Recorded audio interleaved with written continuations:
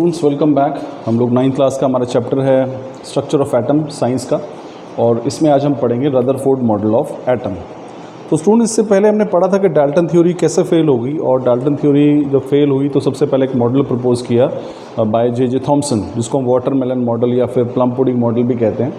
अब उसमें कुछ कमियाँ रही, उस कमी को दूर करने के लिए रदरफोर्ड नाम के वैज्ञानिक थे जिन्होंने एक अपना मॉडल प्रपोज किया। आज हम इसी के बारे में पढ़ेंगे। तो देखिए रदरफोर्ड मॉडल है क्या। रदरफोर्ड एक्सपेरिमेंट क्या था? He experimented with thin foil gold foil by passing alpha rays through it. He expected that gold atoms will deflect the alpha particles.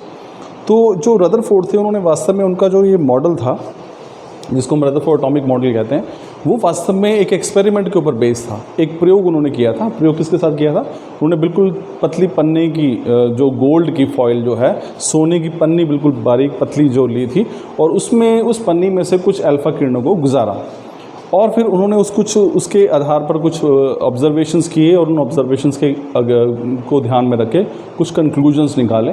तो वो एक्सपेरिमेंट देखिए हमारे पास क्या था। तो अब ध्यान रखिए, रदरफोर्ड ने अल्फा रे स्कैटरिंग एक्सपेरिमेंट किया था, यानी कि एक पतली सोने की पन्नी, जैसे एल्यूमिनियम की पन्नी होती है वैसे सोने की पन्नी ली गई थी, और उस पन्नी में से कुछ अल्फा रेस, अल्फा किरणों को गुजारा गया, जो कि किसी रेडियो एक्टिव सब्सटेंस से बाहर निकलती हैं अल्फा रेस। और फिर बाद में उसने देखा कि वो रेज किस तरह से पास हुई, कितनी डिफ्लेक्ट हुई, और उसी के आधार पर उसने कुछ एक अपना मॉडल जो प्रस्तुत किया। तो अब उसने जो ऑब्जर्वेशंस थी, जब अल्फा रेज उसने ली, तो यहाँ पे से आप समझाने की कोशिश करते हैं स्टूडेंट्स। देखिए हमारे पास क्या है यहाँ पे। उन्होंने क्या किया मैं आपको बताता हूँ, पूरे एक्सपेरिमेंट में उसका बेसिस हमारे पास क्या था। अब रदरफोर्ड ने क्या किया, एक पतली गोल्ड की फॉइल ली, इसको मैं अलग से यहाँ समझाता हूँ। गोल्ड की पन्नी ली बहुत पतली, और यहाँ से एक रेडियो एक्टिव सोर्स था, और यहाँ से कुछ अल्फा किरणें जो हैं वो इस पतली गोल्ड की फॉइल में से पास कर रही थी।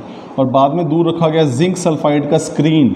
जिंक सल्फाइड का स्क्रीन इसलिए स्टूडेंट्स के भाई ये जो अल्फा किरणें वैसे हमें दिखाई नहीं देती हैं, लेकिन हम इसको जिंक सल्फाइड स्क्रीन पर देख सकते हैं। तो ये पतली गोल्ड की फॉइल थी, जो वास्तव में क्या थी, वो गोल्ड के एटम्स के, सोने के परमाणुओं से बनी हुई थी। तो ये उसने देखा, तो ये पन्नी में से, बहुत बारीक पन्नी में से अल्फ़ा किरणें, ये है अल्फ़ा रेज, इसको ऐसे लिखते हैं अल्फ़ा रेज। तो ये किरणें थे, विकिरण था, जो किसी रेडियो एक्टिव सब्सटेंस में से निकल रहा था, और इसमें से उसने गुजारा और ऑब्जर्वेशंस की और उस पर कंक्लूजन निकाला। तो आइए इसको समझते हैं हम लोग क्या किया उन्होंने। फिर ऑब्जर्वेशन देखिए क्या क्या थे। उन्होंने पहला ऑब्जर्वेशन देखा कि alpha particles which had high speed move straight through the gold foil. उन्होंने देखा कि अल्फ़ा किरणें जा रही थी, तो ज़्यादातर जो अल्फ़ा किरणें थी वो बिना डिफ्लेक्ट हुए दाएं बाएं मुड़े वो सीधी निकल गई। इससे क्या प्रूव हुआ कि atom contains a lot of empty space, कि भी जो एटम के अंदर ज़्यादातर हिस्से जो है वो खाली है। अब देखिए अगर एटम में काफ़ी बड़ा हिस्सा अगर वो खाली नहीं होता तो अल्फ़ा किरणें टकराती, दाएँ मुड़ती, टकरा कर बाएँ मुड़ती, लेकिन ज़्यादातर जो उसमें एटम थे, परमाणु थे जो उस पन्नी में, उसमें से अल्फ़ा विकिरण जो अधिकतर किरणें सीधी निकल गई। इसका मतलब क्या हुआ कि जो एटम का अधिकतर भाग जो है वो खाली है। अब दूसरा देखो उसने क्या कहा, some particles got diverted by a slide angle. कुछ जो अल्फ़ा विकिरण था जो जा रहा था वो एक खास कोण पर मुड़ गया। अब खास कोण पर मुड़ा, इससे क्या निष्कर्ष निकला? तो ध्यान रखिए स्टूडेंट्स, जो अल्फ़ा विकिरण था, जो अल्फ़ा रेज थी, इनके ऊपर कौन सा चार्ज होता है? +2 पॉजिटिव चार्ज होता है। तो +2 पॉजिटिव चार्ज है, और जब ये एटम के पास जा रही हैं और वहाँ से ये डिफ्लेक्ट हो गई, मुड़ गई, इसका मतलब ये उससे दूर भाग रही हैं, डिफ्लेक्ट हो रही हैं। इसका मतलब क्या है कि एटम के अंदर भी कहीं ना कहीं पॉजिटिव चार्ज मौजूद है।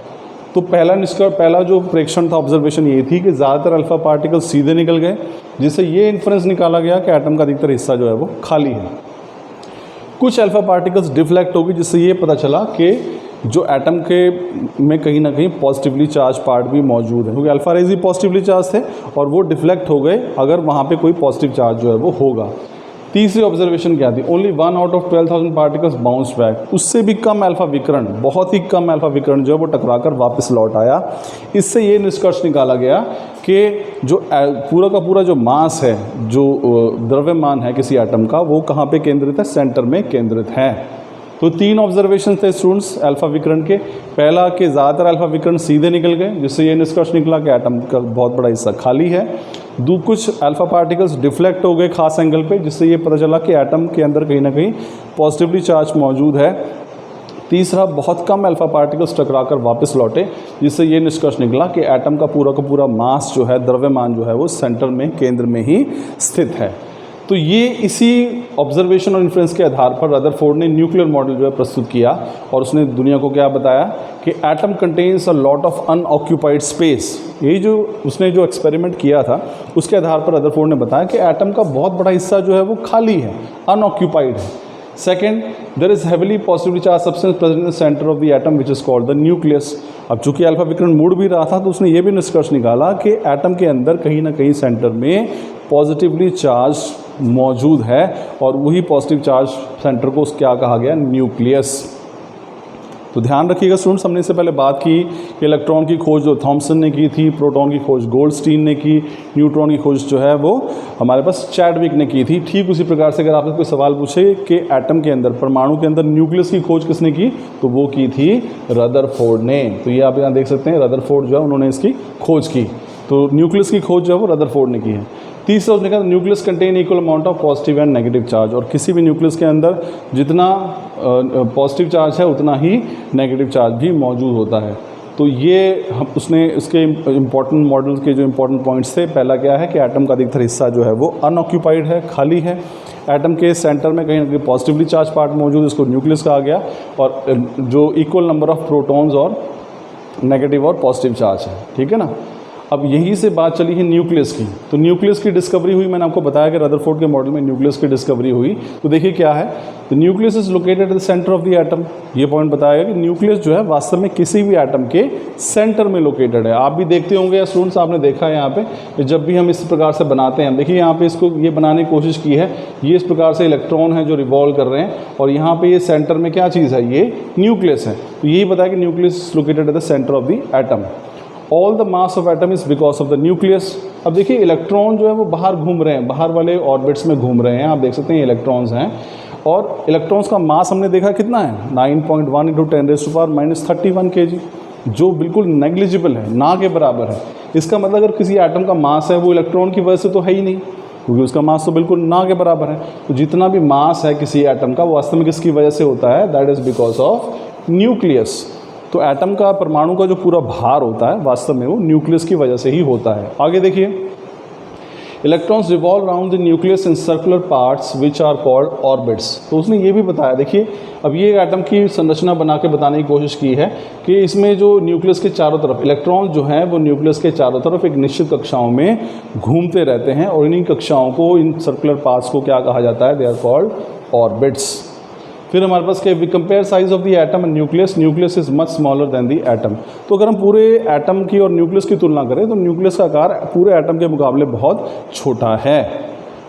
तो ये कुछ न्यूक्लियस के बारे में बताया स्टूडेंट्स। रदरफोर्ड ने देखो क्या बताया कि न्यूक्लियस जो है वो कहाँ पे है, सेंटर में लोकेटेड है। किसी भी एटम के, परमाणु के बिल्कुल केंद्र में स्थित होता है न्यूक्लियस।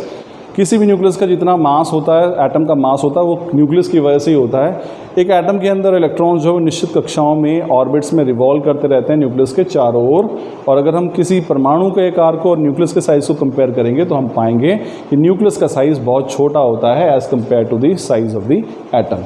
तो स्टूडेंट्स ये हम इतनी सी बात करते हैं, उसके बाद अगले लेक्चर में हम पढ़ेंगे कि भाई इसका ड्रॉबैक क्या है। तो ये रदरफोर्ड का परमाणु मॉडल था। रदरफोर्ड ने एक एक्सपेरिमेंट किया, सोने की पन्नी के अंदर से अल्फ़ा किरणों को गुजारा, उन अल्फ़ा किरणों को बाद में अध्ययन किया गया। उसने पाया कि अधिकतर अल्फ़ा किरणें सीधी निकल गई, जिससे ये साबित हुआ कि एटम का हिस्सा जो है अधिकतर खाली है। कुछ अल्फ़ा किरणें मुड़ गई, डाइवर्ट हो गई, जिससे ये प्रूव हुआ कि एटम में पॉजिटिवली चार्ज सेंटर है। बहुत कम अल्फ़ा किरणें टकराकर वापस आई, जिससे ये कंक्लूड हुआ कि पूरा का पूरा मास जो है एटम का वो सेंटर में ही लोकेटेड है। इसी आधार पर उन्होंने एक एटम प्रस्तुत किया रदरफोर्ड ने, इसको हम रदरफोर्ड एटॉमिक मॉडल कहते हैं। उनके अनुसार क्या है कि एक एटम जो है वो डेंस न्यूक्लियस का बना होता है, जो कि परमाणु के केंद्र में स्थित है। उसके चारों ओर इलेक्ट्रॉन्स जो है निश्चित कक्षाओं में चक्कर लगाते हैं सर्कुलर पाथ्स के अंदर, और एक्स्ट्रा न्यूक्लियर पार्ट में इलेक्ट्रॉन जो है वो ऑर्बिट करते हैं, और न्यूक्लियस के अंदर जो है सारा मास केंद्रित होता है। तो स्टूडेंट्स ये था हमारा आज का लेक्चर कि रदरफोर्ड मॉडल जो है वो क्या था, किस प्रकार से वो दिया गया। आई एम श्योर आपको समझ में आएगा। Thank you.